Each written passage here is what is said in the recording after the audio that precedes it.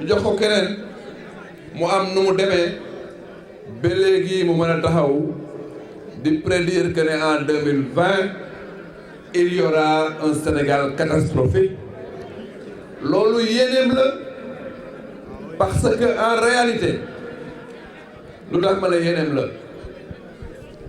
ñun dey dafa am fu ñu jànge dafa am lu ñu xam am na ay boroom xam-xam yoo xamante ne li mu xam ñooñu xam nañu ko ëpp buñ ne agriculture docteur wax na ko léegi si laa njëkk parce que encore une fois président Macky Sall daf ne day transformer l'économie de manière structurelle moo tax mu réorienter effectivement l'activité économique vers le primaire vers l'agriculture ñu def ci ay résultats yu am solo tey la production agricole a plus que doublé mais le résultat agricole n'est pas seulement au niveau de la production mais la commercialisation aujourd'hui a réussi de manière extraordinaire képp ku produire dañ koy jaay ne mu la neexee mais monsieur l'ex-premier ministre dans ces conditions économiques comment pouvez-vous prédire une catastrophe en 2020 beneen élément bi man Lébu laa Yoff laa dëkk sama mbokku pêcheurs yi mais tey moteuru gaal doon jaar 1,3 million ñu koy jënd maintenant 300,000 ba ñoom ñëpp am nañ ko ba ma ñu dugg ci géej gi di napp nu mu leen neexee jën bu leen neex ñu indi ko la production halieutique a plus que doublé mais dans ces conditions monsieur l'ex-premier ministre comment pouvez-vous prédire une catastrophe en 2020 je me pose la question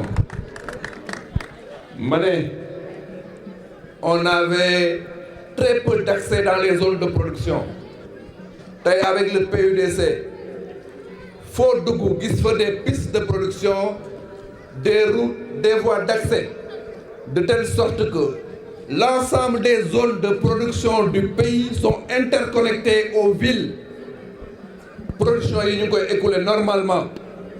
Mais dans ces conditions, comment peut-on prédire la catastrophe dans ce pays qui est en train de prendre l'orbite de l'émergence? Je me pose cette question. Autre élément important, la fracture énergétique. La fracture énergétique. La fracture énergétique. Mais docteur, 2012, il y avait des entreprises qui ne faisaient que des groupes électrogènes. Entreprises, il y a un groupe électrogène dans ce pays. 2012, il y avait très peu de production énergétique et il n'y avait pas de mix énergétique. Tay bo démé tolu courant yi ñi ngi ci dëkk bi amatuñu problème de production. Mais dans ces conditions, monsieur l'ex-premier ministre, comment pouvez-vous prédire une catastrophe dans ce pays économique? Autre élément important, parlons du taux de croissance. Pour être plus concret, parlons du taux de croissance.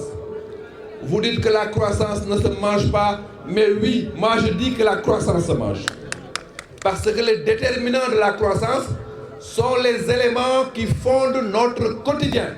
Par conséquent, si la croissance grimpe, c'est parce que le pays va bien.